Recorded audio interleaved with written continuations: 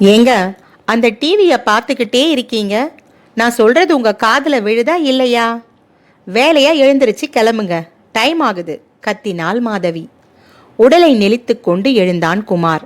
ஏண்டி, நிம்மதியா டிவியை பார்க்கறதே ஞாயிற்றுக்கிழமை ஒரு நாள் தான், அதுவும் உனக்கு பொறுக்கலையா? குமாருக்கு அலுப்பாய் இருந்தது. இருவரும் வெளியே கிளம்ப தயாரானார்கள். அந்த சின்ன வீட்டிற்குள் டிவி ஒன்றை தவிர வேறு எந்த பொழுதுபோக்கும் இல்லை குமாருக்கு. இதுதான் போட வேண்டும் என்ற யோசனை இல்லாமல் ஏதோ ஒரு சட்டையை போட போனான். என்னங்க, இது நான் போட்டிருக்கிற ஸ்கை ப்ளூ சேலைக்கு மேட்ச் இல்லைங்க, எனக்கு மேட்சா ட்ரெஸ் பண்ணுங்களேன். ம் என்கிட்ட எங்க ஸ்கை ப்ளூவில் சட்டை இருக்கு? ஸ்கை ப்ளூன்னா ஸ்கை ப்ளூ தான் போடணுமா? இதை போடுங்க. வெள்ளை சட்டையில் ஸ்கை ப்ளூ கட்டம் போட்டிருந்தது. கொண்டாத, வாங்கி போட்டுக்கொண்டான் குமார். பக்கத்தில் வந்து நின்று எதிரே கண்ணாடியில் இவள் தங்கள் இருவரையும் சேர்ந்தாற்போல் பார்த்து கொண்டாள். விலகி ஸ்டிக்கர் போட்டு வைத்து கொண்டே, ஏங்க, அப்படியே ஸ்டைலா பெல்ஸ் பேண்ட்டு இந்த லூஸ் ஃபிட்டிங் எல்லாம் போடுறாங்களே, அந்த மாதிரி நீங்கள் தைக்கக்கூடாதா? தனது ரசனை குறித்து கூறினாள் மாதவி. லூசுங்கத்தான் அந்த ஃபிட்டிங் போடும் சட்டென்று சொன்னான். கோபமா? இல்லையே, பொய் சொல்றீங்க, கோபப்படுறீங்க. பக்கத்தில் வந்து இவன் கண்களை உற்று பார்த்தாள் மாதவி. அவள் கண்களை பார்க்க முடியவில்லை. தள்ளிப்போ, இப்பதான் கோபத்தை உண்டு பண்ற, பேசாம விடு, புறப்படுவோம். எரிந்து விழுந்தான் குமார். டிவியில் கதாநாயகன் ஒருத்தன் கதாநாயகி ஒருத்தியின் பின்னால் ஓடி ஆடிக்கொண்டிருப்பதில் கவனம் செலுத்தினான்.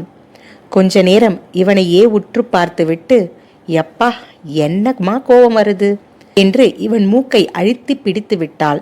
அவனுக்கு வலித்தது. இதற்கும் கோபப்பட்டால் அசிங்கம், இவள் மாறப்போவது இல்லை என்று அந்த எரிச்சலையும் உணர முடிந்தது அவனால். இது பிடிக்கவில்லை என்பதையாவது இவளுக்கு காண்பித்து விட வேண்டும். மூக்கை தடவிக்கொண்டே முகம் சுளித்தான். ஐயாவுக்கு இதெல்லாம் பிடிக்காது பாருங்க என்று கண்சிமட்டி சிரித்தாள் மாதவி. அதில் இன்னமும் எரிச்சலானான். முகம் வாடலானாள் மாதவி. ஆமா, அதுக்காக எப்ப பார்த்தாலும் ஒருத்தர் கட்டி பிடிச்சிட்டே அலையிறதா? வெக்கமா இல்ல? குமார் சொன்னதும் மாதவிக்கு கோபம் வந்தது. இங்க பாருங்க, நிதானமா இல்லாம பேசுறீங்க. அப்புறம் நான் சும்மா இருக்க மாட்டேன், பார்த்துக்கிடுங்க. வாய மூடு. நீ அப்படி நடந்துக்கிற, நான் இப்படித்தான் பேசுவேன். மாதவி சட்டென அருகில் வந்தாள். எதுக்கு இப்ப கோபப்படுறீங்க? என்ன வேணும்னாலும் நீங்க பேசலாம், நான் மட்டும் பேசாம இருக்கணுமாக்கும். சே, இந்த பொம்பளைங்களை இப்படிதான்ப்பா, அறிவே கிடையாது. கொஞ்ச நேரம் சும்மா இருக்க மாட்டாங்க, எதையாவது வளவலன்னு பேசிக்கிட்டே இருக்கணும். கையில் இருந்த சீப்பை தூக்கி எறிந்தான். மாலையும் கழுத்துமாய் சுவரில் மாட்டியிருந்த இவர்களது கல்யாண போட்டோவில் பட்டு தெரித்தது.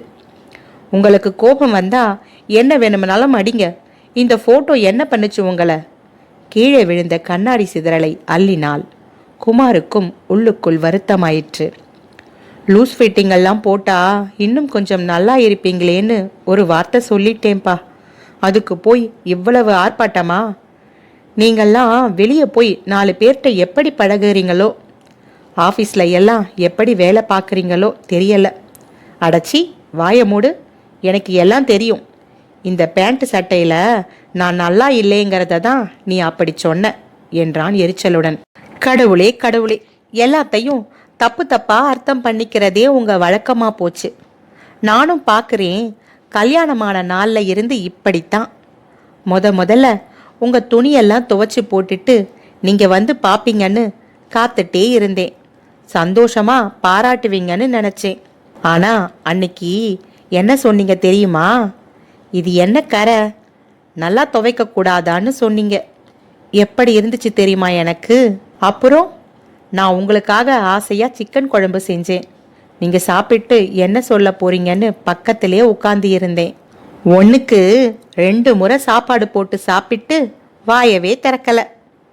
நானே எப்படி இருக்குன்னு கேட்டதுக்கு, எங்க உப்பே இல்லை, சிக்கன் இன்னும் கொஞ்சம் வெந்து இருக்கணும், சரியா வேகல அப்படின்னு சொல்றீங்க. உப்பு இல்லாம வேகாத சிக்கனைத்தான் 1க்கு 2 முறை சாப்பிட்டீங்களாக்கும். எப்பயாவது ஏதாவது குத்தம் சொல்லிக்கிட்டே இருங்க, உங்களுக்கு கொஞ்சமாவது பாராட்ட தெரியாதா? முகம் வாடினாள் மாதவி. இப்படி ஒன்று இவளுக்குள் வதைத்து கொண்டிருக்கும் என்பது இதுவரை இவன் அறியாதது. கிட்டத்தட்ட அழுகிற மாதிரி ஆகியிருந்தாள். இழுத்து இவள் தலையை மார்போடு அணைத்து வைத்து தலையை வருடி கொடுக்க வேண்டும் என்கின்ற எண்ணம் தோன்றி மறைந்தது அவனுக்குள். அதையும் மீறி திமிரிக்கொண்டு ஒன்று எழுந்தது. ஏதாவது பதிலுக்குச் சொல் என்றது. இவளை விட உயரம் போ என்றது. ஆமா, போலித்தனமா இருந்தாதான் உங்களுக்கு எல்லாம் பிடிக்கும். மனசுக்கு பட்டதையும் தாண்டி பொய்யா பாராட்டினா உச்சி குளிந்திரும். எப்பத்தான் நீங்கள்லாம் மாறப் போறீங்களோ. இங்க பாரு, சந்தோஷமோ கோபமோ நான் எங்கேயும் உண்மையா இருக்கேன். உன்னை சந்தோஷப்படுத்தணும்னு நான் போலியா இருக்க முடியாது. அப்ப நான் உண்மையா இல்லைங்கிறீங்களா? ஆமா, மேட்ச் என்கிறது ட்ரெஸ்ஸில் இல்லை, மனசுல இருக்கு. ஒன்று போல ட்ரெஸ் போட்டுக்கிட்டு நாங்கள் எவ்வளவு மேட்சா இருக்கிறோமுங்கிறது போலித்தனம்தான். இவளை முறியடித்து விட்ட திருப்தி வந்தது. தன்னையும் உயர்த்தி கொண்டாயிற்று. எவ்வளவு புத்திசாலித்தனமாக நான் இருக்கிறேன் என்று அந்த குறைந்த அவகாசத்தில் தன்னை மெச்சவும் செய்தான். ஆமா, இப்போ மனசுல மட்டும் என்ன வாழுதாம், ரொம்ப மேட்சு தான். எப்பா, அழுத்து கொண்டாள் மாதவி. சாதாரணமா சொன்ன ஒரு வார்த்தைக்கு என்னவெல்லாம் பேசுறீங்க? ஓ அப்படியா? நாம ஒருத்தருக்கு ஒருத்தர் மேட்ச் இல்லைல்ல, அப்ப போறியா உங்க அப்பா வீட்டுக்கு? ஏங்க இப்படி நிதானமே இல்லாம பேசுறீங்க?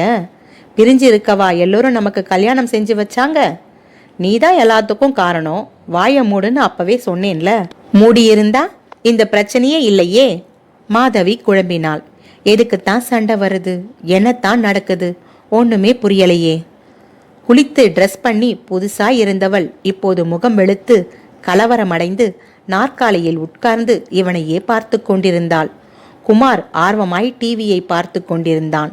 ஒரு கதாநாயகன் அந்த கதாநாயகி வரும் பாதையில் பூவிரித்து பாடிக்கொண்டு இருந்தான். டிவியில் மட்டும் காதல் கதையா பாப்பாரு, நிஜத்தில் நடந்தா கசக்குதாக்கும்.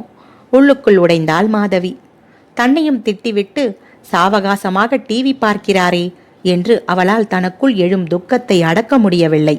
இவன் கீழே கிடந்த சீப்பை எடுத்து என்ன செய்கிறோம் என்ற உணர்வே இல்லாமல் திரும்ப திரும்ப கண்ணாடியை பார்த்து தலை சீவி கொண்டான். நான் இவர் உடையை ரசிக்கவில்லை என்று கோபத்தில் இருக்கிறார் போல. நான் தவறாக எதுவும் சொல்லவில்லையே. அடுத்து என்ன செய்வது என்று தெரியவில்லை. வெறித்தனமாக பீறிட்டு வந்த விம்மலுடன் இவள் அழ ஆரம்பித்தாள். ஐயோ ஐயோ என்று தலையில் அடித்து கொண்டாள். என் வாயில சனியதான் உட்கார்ந்துருக்கு. நான் ஒரு வெக்கம் கெட்டவ.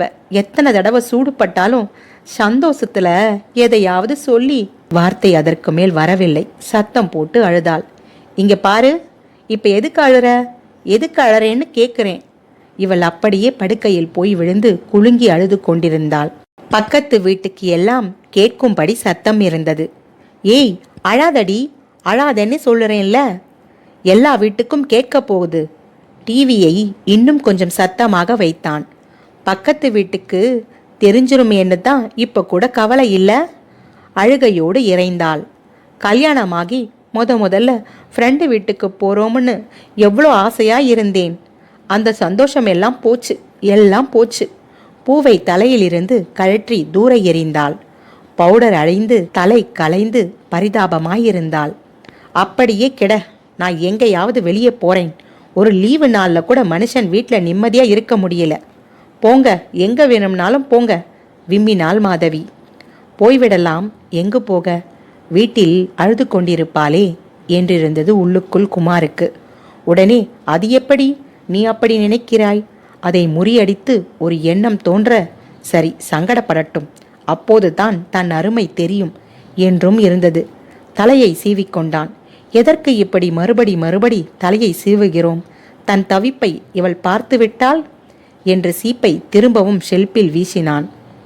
கண்கள் சிவந்து நெற்றி சுருக்கங்களோடு தன்னை கண்ணாடியில் பார்த்தான். பவுடர் பூசி இவளுக்கு தெரியாமல் புன்னகைத்தும் பார்த்தான். முகம் கடுமையாகவே இருந்தது. வீடு இருண்டு சுருங்கிக் கொண்டே வருகிற மாதிரி தோற்றமளித்தது அவனுக்கு.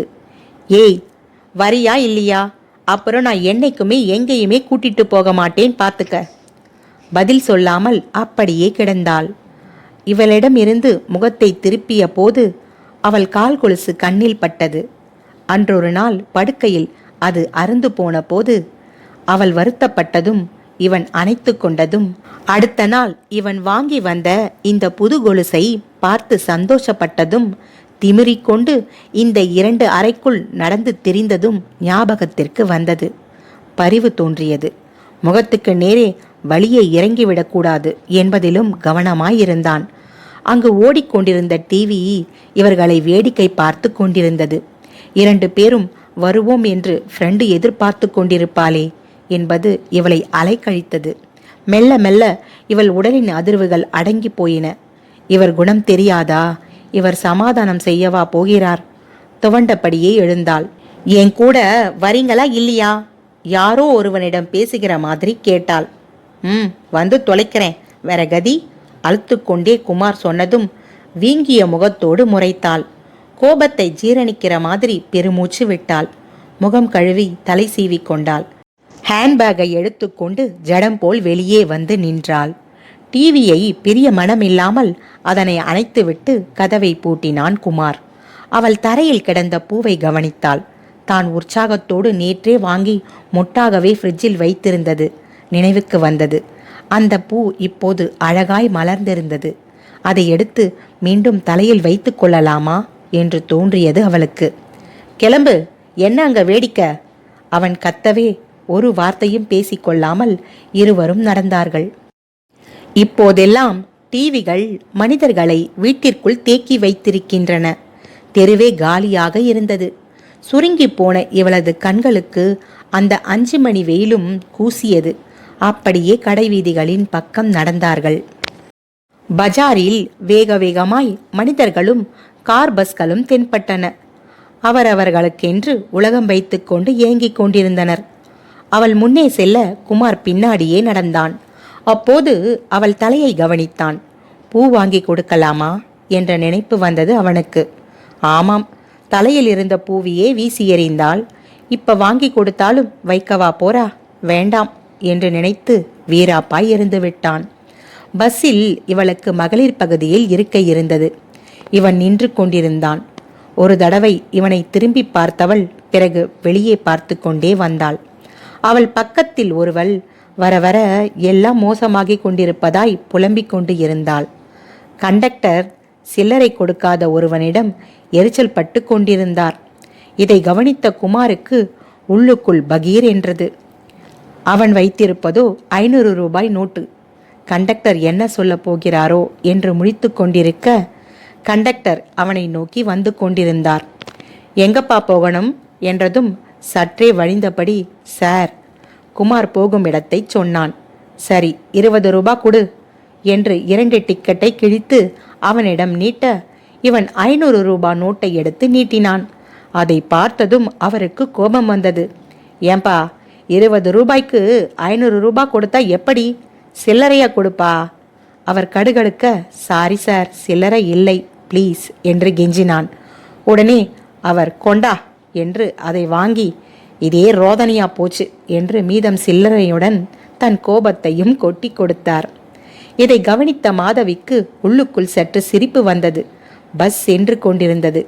அவன் அருகில் ஒரு சீட்டு காலியானதும் வெடுக்கென்று அதில் அமர்ந்தான் குமார். யோ, என்ன உடம்பு எப்படி இருக்கு?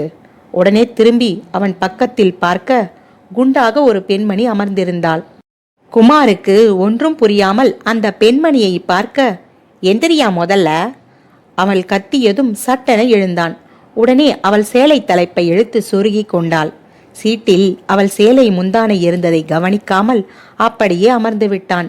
அங்கே இதை பார்த்த மாதவிக்கு சிரிப்பை அடக்க முடியவில்லை. இம்முறை அவள் சத்தமாக சிரித்து விட்டாள். உடனே குமார் உள்ளுக்குள் இருக்கும் தன் கோபத்தை அவளை முறைத்து தீர்த்து கொண்டான். அவள் மௌனமாக திரும்பிக் கொண்டாள். சாரிமா, சாரி, கவனிக்கல என்று அந்த பெண்மணியிடம் வழிந்தான். ஆலயம் மூஞ்சையும் பாரு, பட்டிக்காட்டான் முட்டாய் கடையை பார்த்த மாதிரி இந்த வழி வழியிற சொல்லிவிட்டு அவள் சீட்டில் நன்றாக தள்ளி அமர்ந்தாள். அதை கேட்டு கோபம் வந்தது குமாருக்கு. அவள் அருகில் அமர அவமானமாக இருந்தது. அவன் அமராமல் நின்று கொண்டே வந்தான். ஒருவேளை காலையில் அவள் சொன்னது உண்மைதானோ? இந்த உடை நமக்கு நன்றாக இல்லையோ? பஸ்ஸின் மேற்புறம் தெரியும் கண்ணாடியில் தன் தலை தெரியவே அவனையே அவன் உற்று பார்த்தான். வகிடெடுத்த அவன் தலையும் அவன் முகமும் அப்படித்தான் இருக்கிறது என்பதை உணர்ந்தான். அடுத்த நிறுத்தத்தில் பஸ் நின்றபோது இவனுக்கு ஜன்னலோரத்து இருக்கை கிடைத்தது. அங்கு அமர்ந்து கொண்டு ஜன்னலோரமாய் வேடிக்கை பார்த்து வந்தான். அப்போது அவனுக்குள் ச்சே, ஏன் கோபப்பட்டேன் என்று உறுத்த ஆரம்பித்தது. அவன் பக்கத்தில் இருக்கை காலியாக இருக்கவே மாதவி அங்கு வந்து அமர்ந்தாள். எதிரும் புதிரமாய் போய்க் கொண்டிருந்த வாகனங்களின் புகையும் புழுதியும் எங்கும் வியாபிக்க இவனும் அதையே சுவாசிக்க வேண்டியிருந்தது. கைக்குட்டையை எடுத்து மூக்கை பொத்திக் கொண்டான். அவளும் தன் முந்தானையை எடுத்து மூக்கை பொத்திக் கொண்டாள். அப்போது அந்த புகையில் சற்றே இரும்பினாள். அவளை பார்த்தவனுக்கு உள்ளுக்குள் உறுத்தியது. ச்சே, அப்பாவிடம் பார்த்து எரிச்சலடைந்த குணம் இப்போது தன்னிடமும் வந்துவிட்டதே என்று நொந்து கொண்டான். அப்பாவையும் அம்மாவையும் சமாதானப்படுத்த ஊரில் தாத்தா பாட்டி என்று இருந்தார்கள். இங்கு யார் இருக்கிறார்கள்? அந்த டிவியை தவிர வெசனப்பட்டான் குமார். பஸ்ஸை ஒட்டி வந்து கொண்டிருந்த பைக்கில் ஒருவனை இறுக்கமாக பிடித்தவாறு ஒருத்தி உட்கார்ந்திருந்தாள். அவர்களை பார்த்த குமாருக்கு இந்த பஸ் இல்லாமல் தானும் இவளும் இந்த நேரத்தில் இப்படி போயிருக்க முடியுமா என்று நினைத்து கொண்டான். நம்மீது உள்ள கோபத்தில் இவளும் இப்படி இறுக்கமாக பிடித்திருக்க மாட்டாள். பிடித்திருந்தாலும் தனக்கு இன்னும் எரிச்சல் ஒட்டி கொண்டு தான் இருக்கும் என்று தோன்றியது. யோசித்து கொண்டே இருந்தான். கிடைத்த அந்த தனிமையில் போக போக எப்போது இந்த பஸ் பிரயாணம் முடியும், தானும் இவளும் எப்போது ஒன்றாக இறங்குவோம் என்று இருந்தது. திடீரென அவன் பாக்கெட்டில் போன் அடித்தது. அவன் எடுத்து பார்க்க ஆபீஸில் இருந்து மேலதிகாரி பேசினார். சாரி சார், நான் கவனிக்கல. நான் நாளைக்கு ஆபீஸுக்கு வந்த உடனே எல்லாம் சரி பண்ணிடுறேன் என்று போனை வைத்தான். குமாரின் முகம் வாடியிருந்தது. இதுவரை பக்கத்தில் பேசாமல் அமர்ந்திருந்த மாதவி என்னாச்சுங்க என்று கேட்டாள். இல்லம்மா, ஆபீஸில் ஒரு பிரச்சனை. அவன் சொல்லிக் கொண்டு இருக்கும் போதே மீண்டும் போன் அடித்தது. எடுத்து பேச மீண்டும் சாரி என்று தாழ்ந்து பேசினான். இப்படியே அடுத்தடுத்த கால் வந்து கொண்டே இருக்க குமார் மன்னிப்பு கேட்டே ஓய்ந்து போனான். பாவம், மீண்டும் ஜன்னலோரமாய் பார்த்து கொண்டு வர அவனுக்குள் ச்சே, அவளிடம் ஒரு சாரி கேட்டிருந்தால் என்ன வந்திருக்கும்? அவள் கோபமோ என்னவோ தெரியலையே, இப்படி வரியாய் வாங்கி கட்டி கொள்கிறோம். பக்கத்தில் அவள் பக்கம் திரும்பாமல் மனதில் நினைத்து கொண்டான். மாதவிக்கோ ச்சே, காலையில் எத்தனை பேரிடம் சாரி, எத்தனை போன் கால், அதில்தான் எத்தனை சங்கடங்களும் திட்டுக்களும். அவருக்கு இப்படி இத்தனை பேரிடம் தன்னை தாழ்த்தி கொள்பவர் தன்னிடம் மட்டும்தான் தன்னை உயர்த்தி கொள்கிறார். பாவம், என்ன செய்வது? இருக்கட்டும், அவர் அப்படியாவது மன அழுத்தம் குறைந்து மனதை லேசாக வைத்து கொள்ளட்டும். மாதவி தன்னைத்தானே உள்ளுக்குள் நொந்து கொண்டாள். கொஞ்சம் நான் விட்டு கொடுத்து இருக்கலாம், நானும் வீம்பாக இருந்து விட்டேன். பஸ் அவர்கள் இறங்கும் இடத்தில் நிற்க இருவரும் இறங்கினர். தன் தோழியின் வீட்டிற்கு சென்று அவர் வீட்டில் உணவு முடித்துவிட்டு மீண்டும் இரவு வீடு திரும்பினார்கள். இரவு படுக்கையில் யார் முதலில் ஆரம்பிப்பது என்று தெரியாமல் அந்த பக்கம் இந்த பக்கமுமாக மாறி மாறி படுத்திருக்க குமார் அவளை தன் பக்கம் இழுத்து அணைத்து கொண்டான். அவள் லேசான விசும்பலுடன் அவன் மார்பில் முகம் புதைத்தாள். விளக்கு அணைக்கப்பட்டது. கணவன் மனைவி ஊடல் ஒரு சிறிய கூடலில் முடிந்து போனது. அன்பர்களே, நம் வாழ்க்கையிலும் அப்படித்தான். சிறிய சிறிய பிரச்சனைகள் வந்தால் கூட யார் முதலில் விட்டு கொடுப்பது என்று ஒரு ஈகோ வந்து விடுகிறது. ஆனால் யார் முதலில் விட்டு கொடுக்கிறார்களோ அவர்களுக்கே ஆனந்தம் அதிகம் கிடைக்கிறது.